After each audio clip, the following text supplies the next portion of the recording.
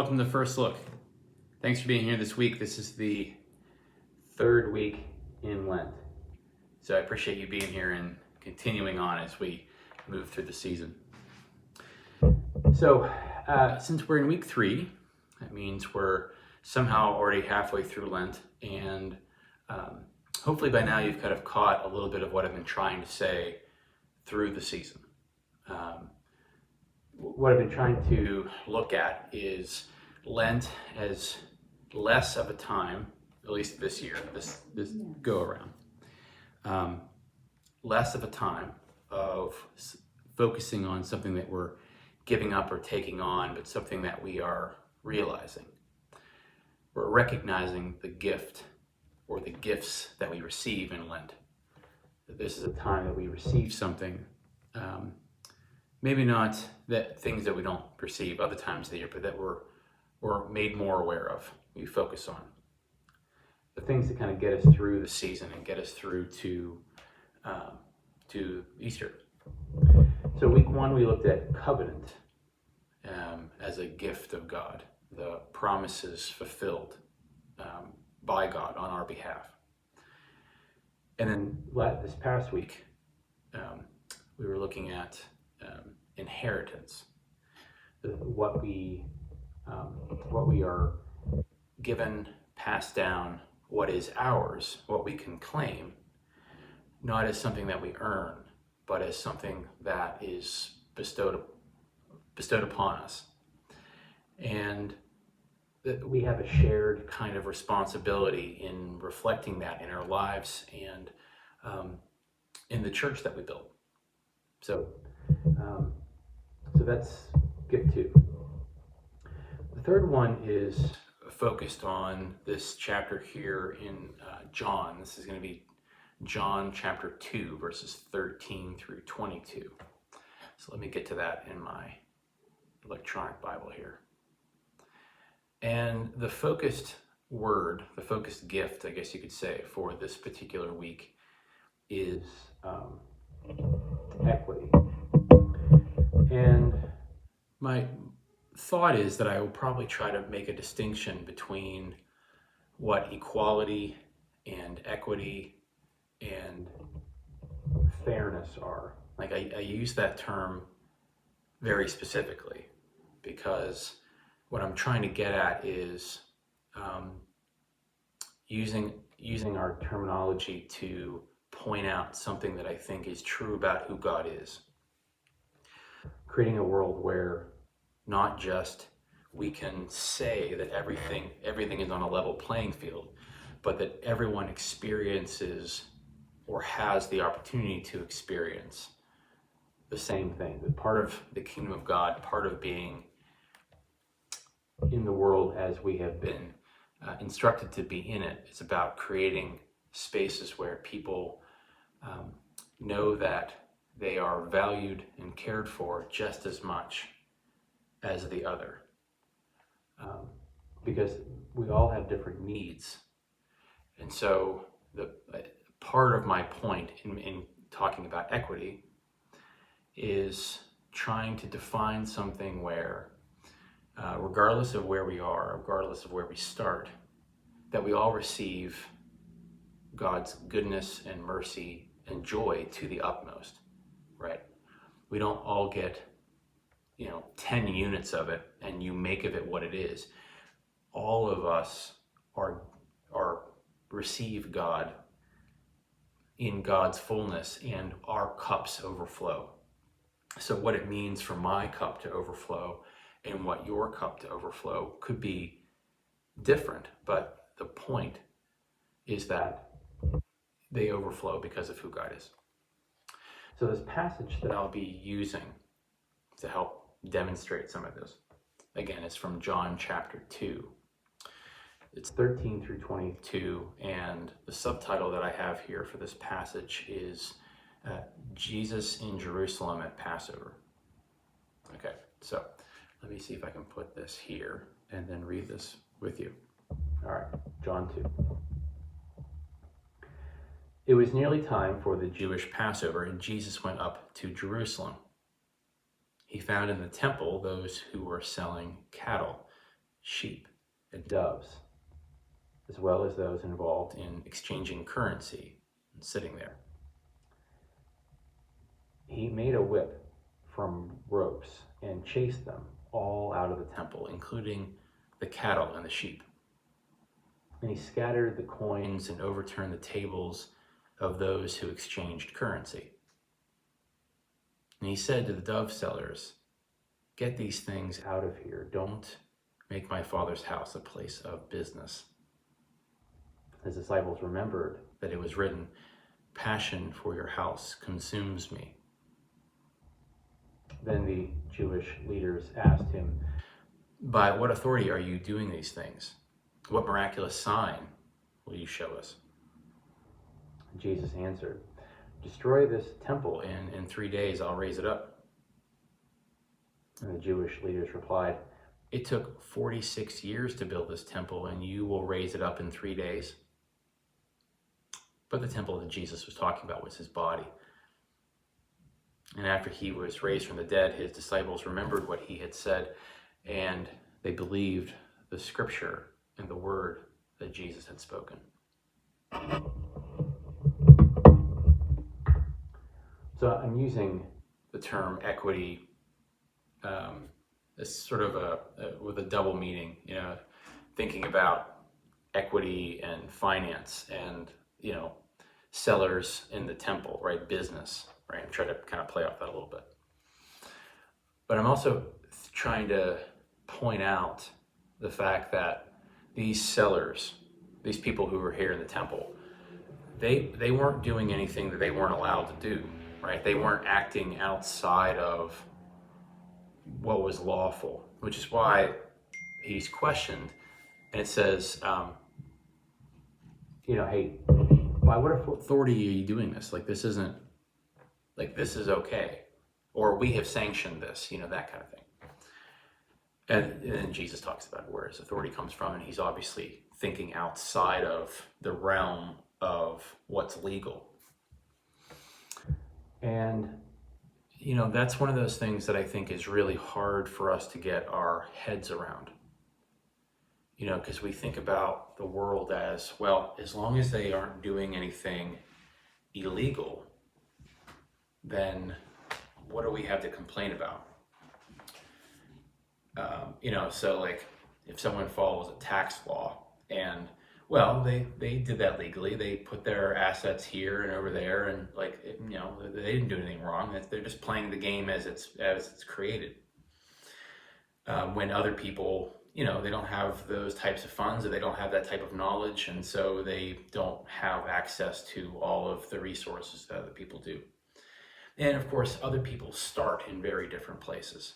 If you start with, your parents have a lot of money, or you start with a lot of resources, and you start, living in a safe place and whatever, and someone else doesn't, for all the reasons that we know that people don't, then we start to think about, why is that? What is fair? What is equality? And what is fairness? And what makes people whole? What honors where people start from, and what helps to create the kind of kingdom that Jesus was preaching about. And so that I think gets a little uncomfortable, because part of the reason is, one, many of us are people who have spent a long time trying to be rule followers. I played by the rules. I did what I was told. I did this. I paid my taxes. I got a job. I got married. I did all the things that society told me that I was supposed to do, and that person didn't. And so what do I do with that? Or I tried to play by the rules. I tried to do all the right things, and yet my life is still not what I want it to be. You start thinking about what is fair, and why do you have something and other people don't, or why don't you have something when other people do? There's a kind of economy to this, to faith and salvation, that I think we really get bogged down by, and it's hard. And I'd like to kind of explore that a little bit. Because, of course, what Jesus is talking about, what Jesus is doing, has absolutely nothing to do with whether the people had a permit to be there.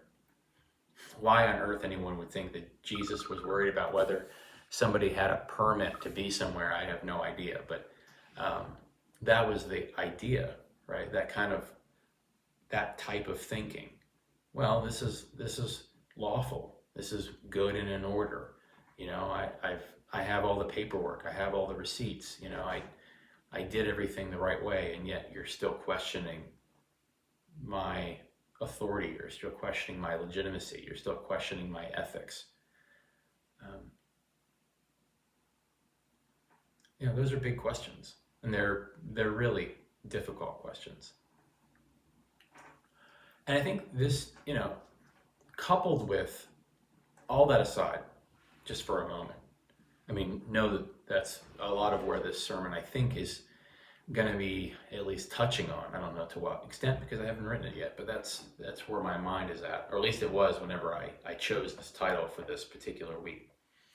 Because you look at this text and I think it's absolutely fascinating. I've always thought that Jesus clearing the temple is one of the most fascinating aspects of his earthly life. And in some ways you think that sounds a lot like what he should be doing, or his disciples were kind of hoping that he would do. And in other ways, it seems like the last thing he would do. I can't help but wonder and think about what those disciples thought as they were watching Jesus do this. Because on some level, this was completely uncharacteristic. Jesus wasn't violent. Jesus didn't yell and scream, and he cussed a little. I mean, that happens. I mean, in the biblical, the Bible version of cussing, but he didn't. He wasn't violent, and so this was very uncharacteristic. But on the other hand, it may have really kind of been, I don't want to say exciting like fun, but exciting like this is the revolutionary that we thought perhaps we were getting, and this happens early on in John. And so it's interesting to think about, what happens after this, this particular incident. But this would have been, in some ways, this was the Jesus that I think people had really dreamed would finally kind of come to fruition. That when they got to Jerusalem, he would start to assert his authority and power and influence and change everything. So I think it's got to be a couple of things at once, but it's fascinating. And I don't know if that version of Jesus makes you feel nervous or nothing or what, because it's like there's some civil disobedience to it, and it's as close to we get to Jesus making this active protest, taking something that people were legally allowed to do and saying, this is not okay, and flipping tables over. And, as individuals, if you are someone who kind of prides themselves in being a law-abiding citizen and following the rules, I'm not saying you shouldn't be. I'm just saying if that's the way you perceive yourself, the way you understand yourself. If you think about it for more than about 10 seconds, this would have to make you feel nervous. Because on some level, it must feel like, well, is that what I'm supposed to be doing? Or is it okay when I see other people doing it? Because you could be something, we don't have one universal way of understanding how people let the public know about their disgust when it comes to certain practices. And this is Jesus. Again, kind of an upheaval. There's an upheaval here and a protest happening, and Jesus is in the center of it. And, we look at, especially, as I record this, it's the end of Black History Month, when we, think about, civil disobedience, we think about Martin Luther King, and we think about, equality, and we think about those things, very keenly, it's very much in our sights. And we pivot from a month of Black history, and then, and as we think about, the rest of this season, those types of things come to mind all the time. It doesn't take too much, for us to look back on, fights for civil justice or for social justice, or Black Lives Matter, or any of those kind of movements where protest comes under critique in lots of different ways. Is the message getting across? Is it being done in a way that people can hear? Are they forceful enough? They should be taking some other kind of action? Who should be leading this? Who should be a part of it? In what ways should it happen? Those things come with a lot of challenges, and we shouldn't look at this passage in kind of a vacuum and not look at how we feel about protest, how we feel about civil disobedience, how we feel about the efforts towards social justice. Like, we can't deny those thoughts and feelings.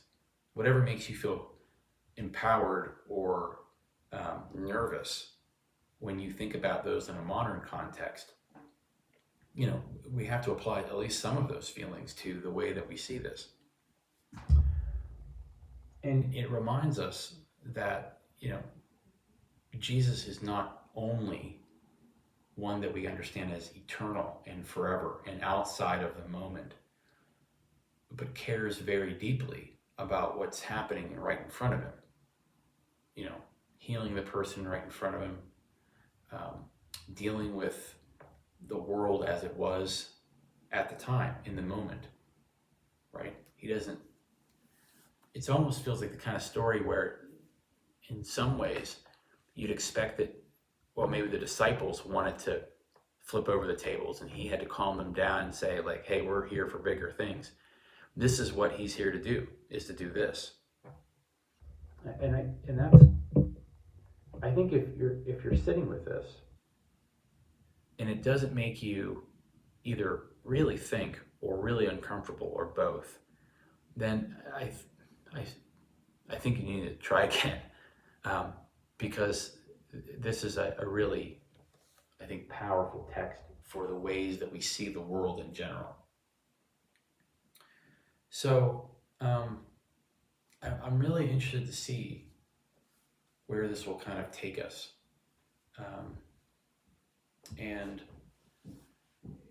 I was thinking about the fact that I'll be preaching this on a Communion Sunday. And I can never help but think through, whenever I'm preaching something, where it lands, right? And this one happens to land on Communion Sunday. And we just had confirmation class, and I was talking to so in these group confirmation classes with Highland and Wexford, the pastors are taking different months to lead the conversation. So Pastor Elizabeth led last month, I led this month, Tyler will lead the next month. And so mine to cover for this month was sacraments. So we're at the table, right? So we're talking about baptism, but we're also talking about communion. And I'm talking with them about the origins of the words of institution, which you've heard me talk about many times, but the passage in Corinthians is 1 Corinthians 11, kind of in the middle, when it talks about basically Paul is saying, look, you all are not being church the way you need to be church. The rich are doing this, those who aren't so rich are doing this. You need to come together. So here's what you should say when you have communion. Here's what you should consume when you have communion. And you have to be all together at the same table, right? This is a communal act.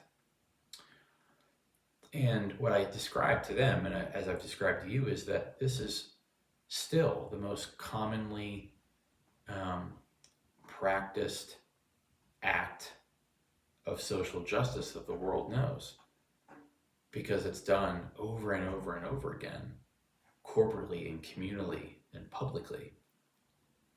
And it's a sign and symbol of the way that God gathered us and Christ gathered them and cared for and loved and brought people into the covenant all the same. And that Paul extends that same mindset in the way that he talks about it with the Corinthians.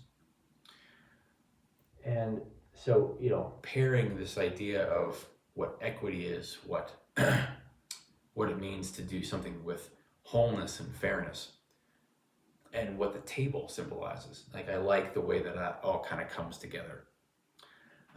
So if you have time, look at 1 Corinthians chapter 11. It's somewhere in the middle. That's where the words of institution are, and it kind of gives you a context for why Paul puts that in there. So I hope that you're willing to start wrestling with this a little bit. What do you think of Jesus when you see him do this? How do you think the disciples thought and felt as they saw it, especially in retrospect? What does it make you think about protest now? What emotions does it conjure up? And what are we supposed to do with how ideally should the world work? I guess that's a really small question, right? How should the world work? Because clearly it doesn't work correctly now. We know that it doesn't. We're all doing our best within our certain lane, but we know instinctively that there are improvements that should be made. So, I hope that you can kind of give that some thought this week and wrestle with it a bit. That's what I'm planning on doing. So, I appreciate you all doing this with me. I do, while I'm thinking about it, want to make a plug for coming to Amos this week. On Wednesday from 6 to 7:30, we're having our intergenerational gathering, and we're going to be doing things all together. And I hope that you can come, and we're going to have pasta, and it's going to be great. So just come and do that with us. Anyway, thanks for doing this with me this week. Thanks for thinking through this passage. I hope that your journey in Lent proves to be fruitful, and that you gain something that you didn't have before. So until next time, I will see you, and hope you have a good week, and thanks for joining us for First Look. Take care.